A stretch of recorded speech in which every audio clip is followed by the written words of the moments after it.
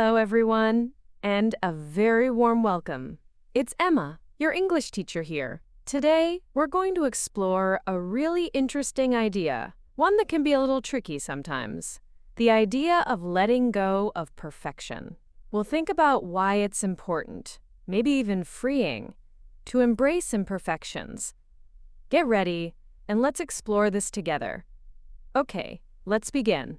Close your eyes for a moment, if you like, and imagine a place very far away. Imagine a place covered in snow and ice. Not just a little snow, but snow that stretches out in every direction, flat and white, under a sky that can be the palest blue or a dark, dark purple. This is the tundra. It's very, very cold. The air is so cold it can make your nose feel sharp. But in this cold, empty place, there is a village. And this village is special. It is a village made of ice. Imagine houses made of thick blocks of ice, shining blue and white in the sunlight. Sculptures stand everywhere. Animals made of ice, people made of ice, shapes that catch the light and sparkle like diamonds. This is the village of Glacialis. In Glacialis, almost everyone is an ice sculptor. From the oldest person to the youngest child, they learn to work with ice. They learn to cut it, shape it, make it beautiful. It is their life, their art. Our story is about a woman named Anya. Anya was one of the best sculptors in Glacialis. Her hands were strong, but also gentle. She could see a form hidden inside a block of ice, and she could bring it out with her tools: sharp saws, smooth chisels, hot irons to polish. Anya's sculptures were famous in the village. They were beautiful, detailed, perfect. Or, she tried to make them perfect. This was Anya's way. She wanted everything to be exactly right.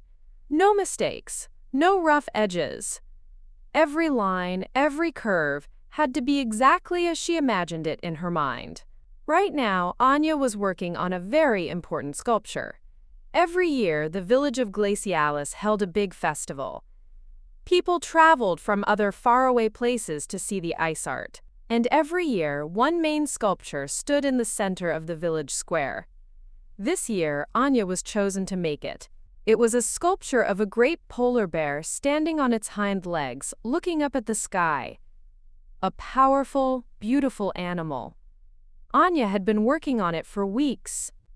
She started with a huge block of clear ice, bigger than a small house.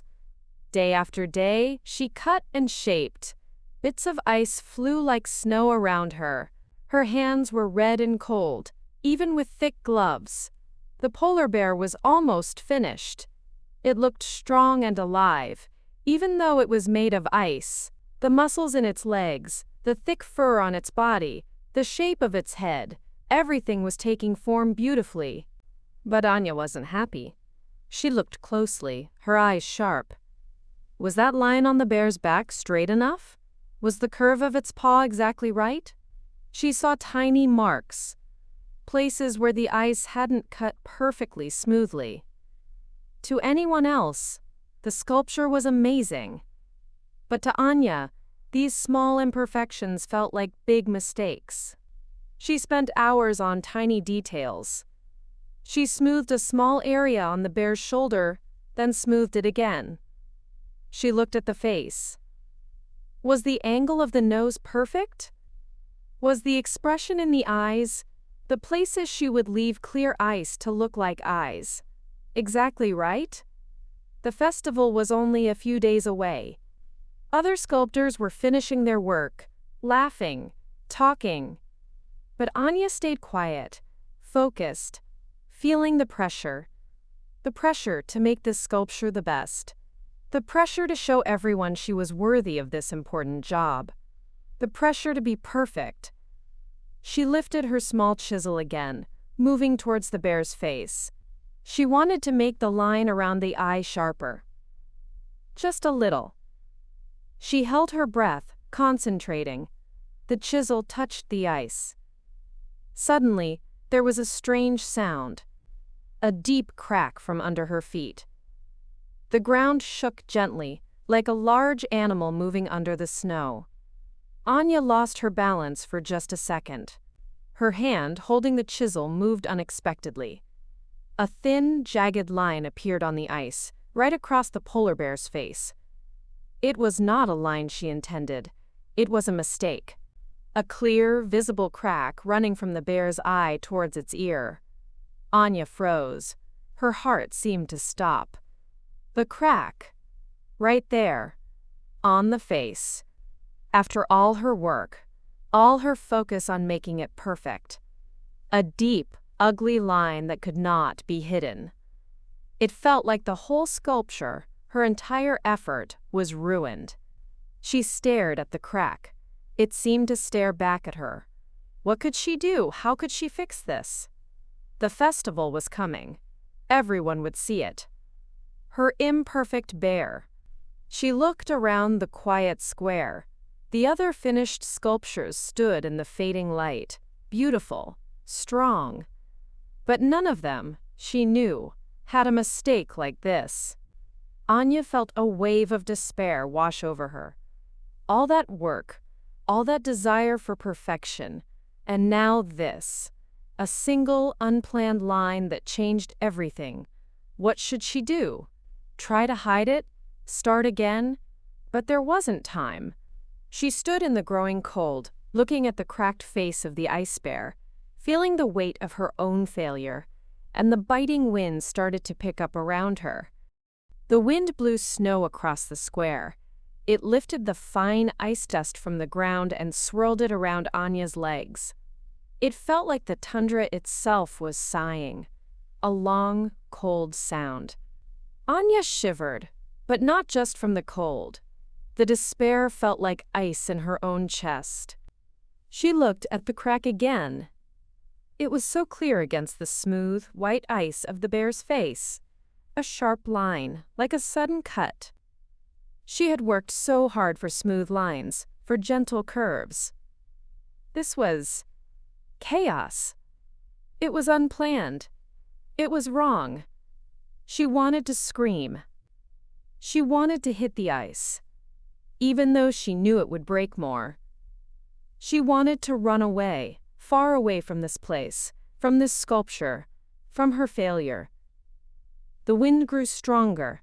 It whistled around the ice houses. It made the finished sculptures look like they were moving, dancing a little in the snow. Anya pulled her thick gloves tighter. Her fingers were numb, inside the wool and leather. She stood there, frozen, like the bear itself. She didn't know what to do. How could she present this? How could she stand by the bear during the festival, knowing that crack was there, knowing everyone would see it? They would see her mistake. She closed her eyes for a moment. The image of the crack was still behind her eyelids. Sharp. Unwelcome.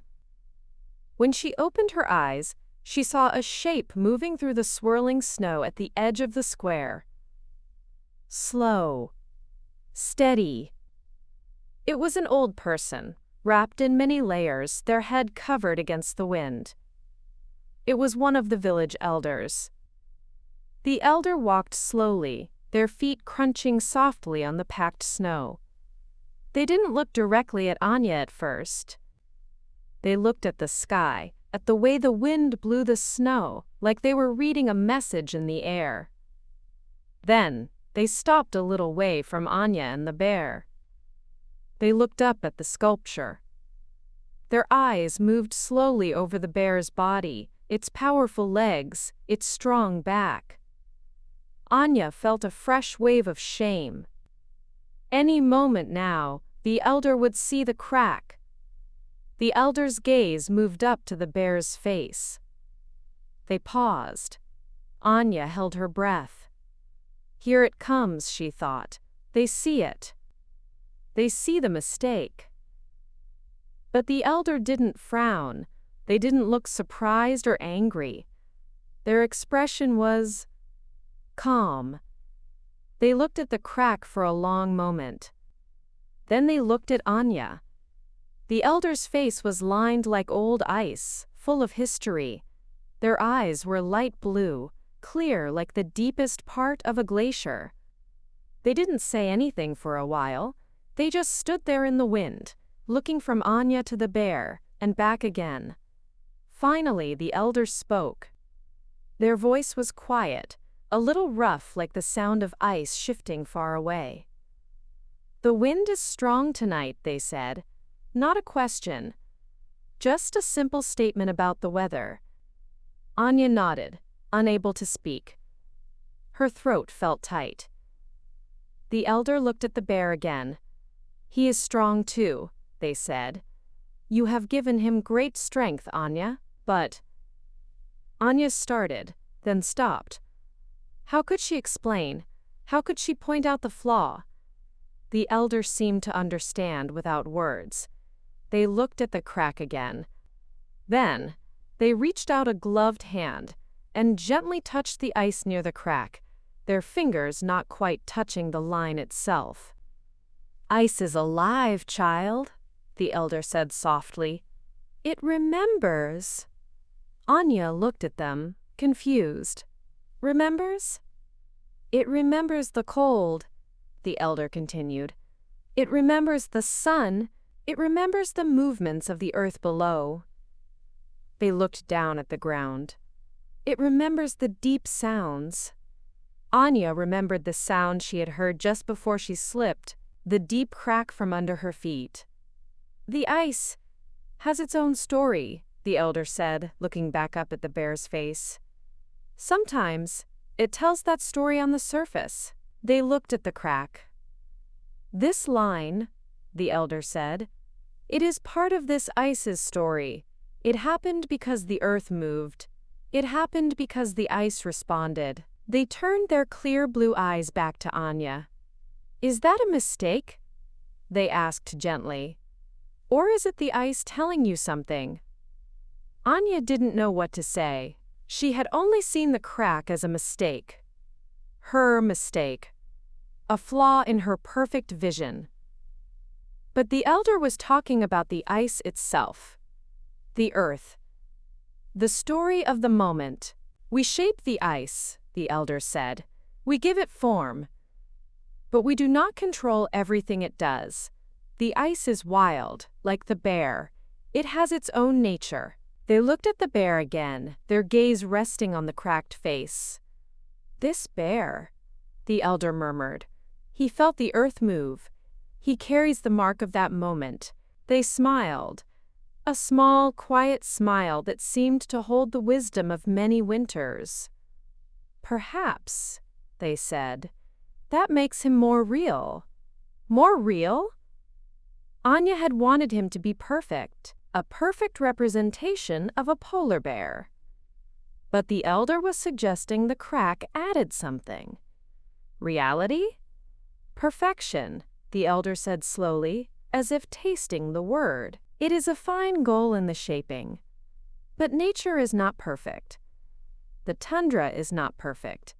The wind, the snow, they are always changing, always leaving their mark. They gestured towards the finished sculptures around the square, standing strong but silent in the wind. "Your work is beautiful, Anya. Always. But sometimes," the elder paused, looking at the crack, "sometimes the most beautiful things are not finished in the way we planned." They didn't tell her to fix it. They didn't tell her what to do.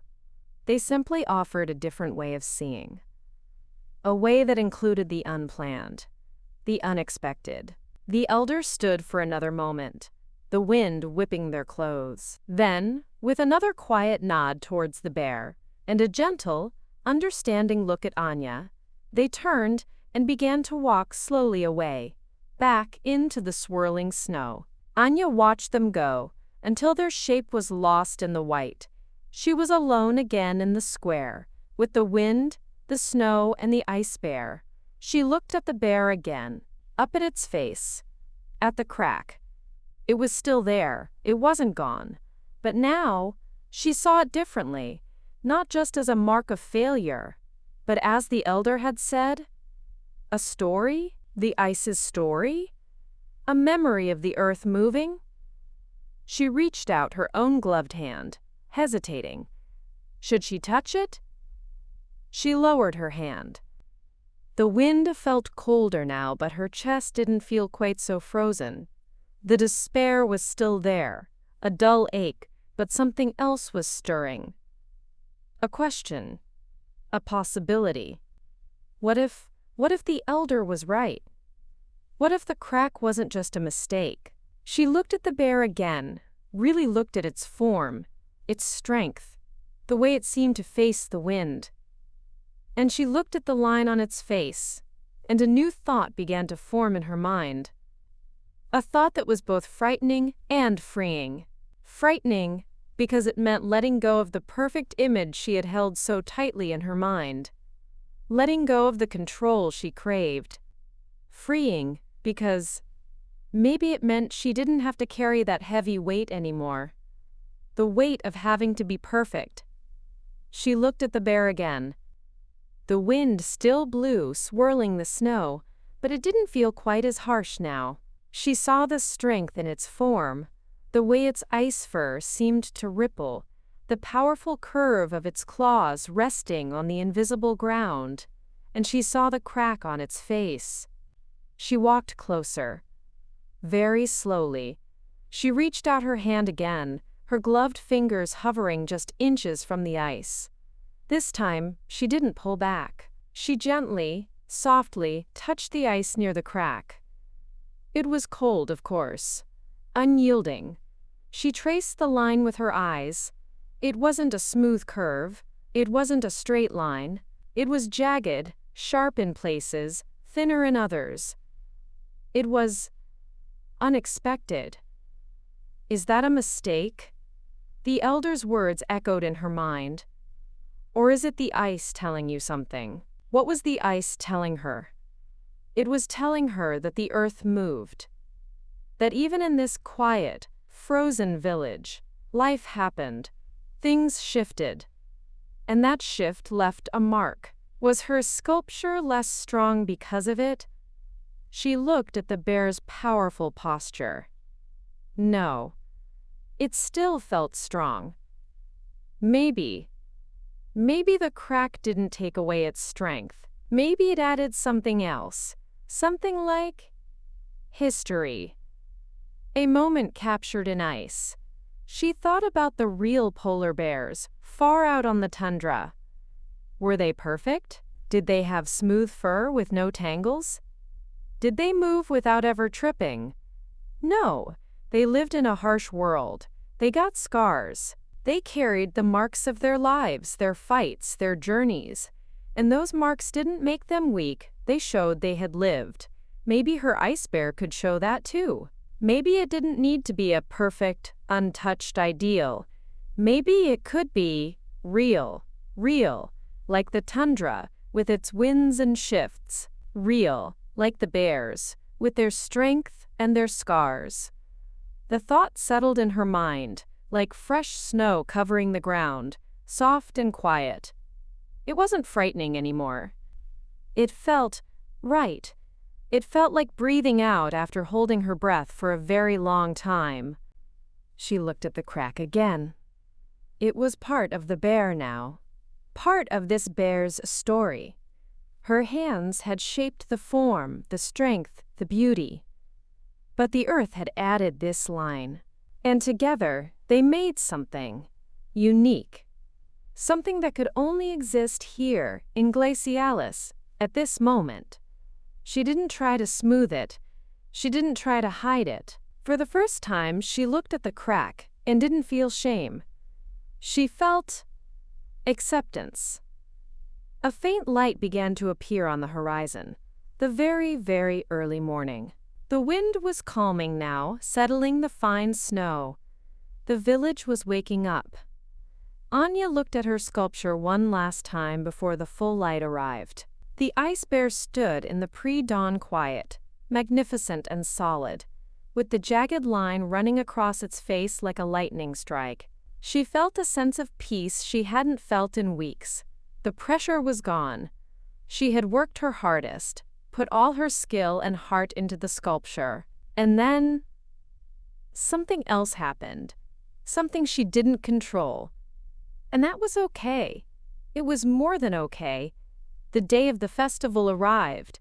People came from everywhere. Sleds pulled by strong dogs, carrying families bundled in furs. People walking, their boots crunching on the snow. The village square filled with color and sound, voices, laughter, the jingle of bells. Anya stood near her sculpture. Her heart was beating, but it wasn't the anxious, tight feeling it had been before. It felt different, open. People gathered around the polar bear. They pointed, they murmured.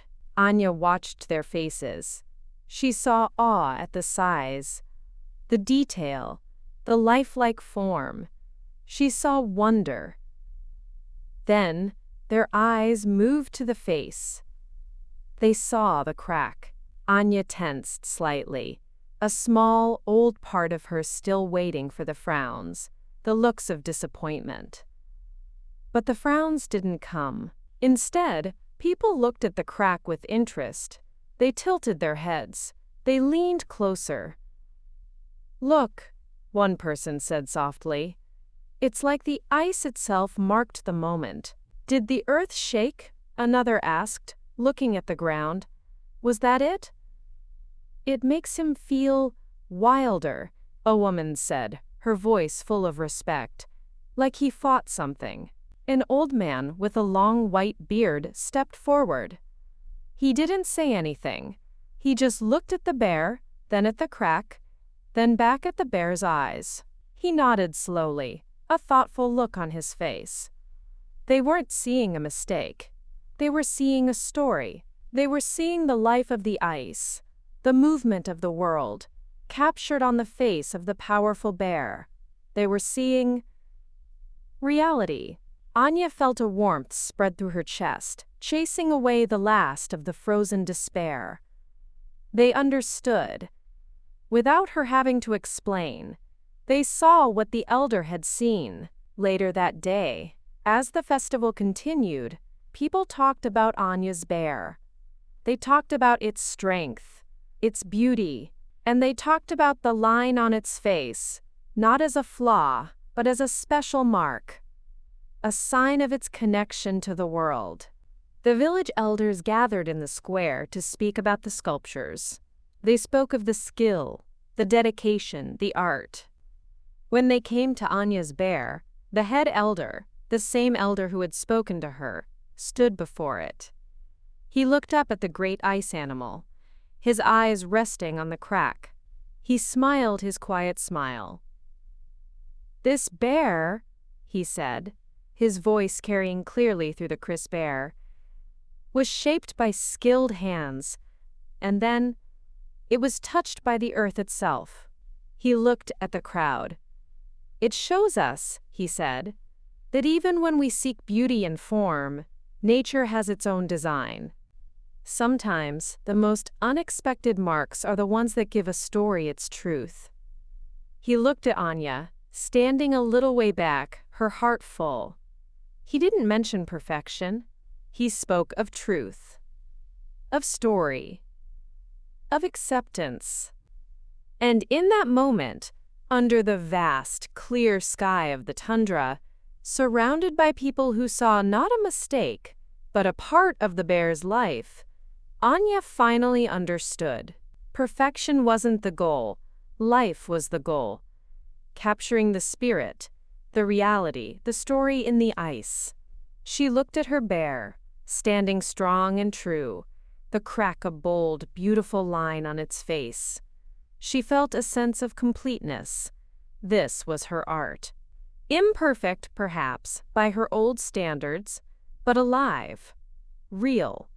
As the sun began its long, slow dip towards the horizon, casting long blue shadows across the ice village, Anya stood by her bear, no longer looking for flaws, but simply seeing the whole story and feeling the cold air on her face, crisp and clean, ready for whatever might come next in her art and in her life.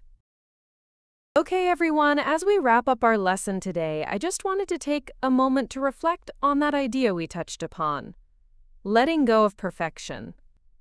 It's such a powerful thought, isn't it? Especially when we're learning a language like English. It's so easy to get caught up in trying to make every word, every sentence absolutely perfect. But remember, progress is made by trying, by speaking, by writing, even when it's not flawless. Letting go of that need for perfection can actually free us up to learn and grow more. With this in mind, I'd love to hear your thoughts. What's one small way this idea of letting go of perfection might help you feel more comfortable using your English this week?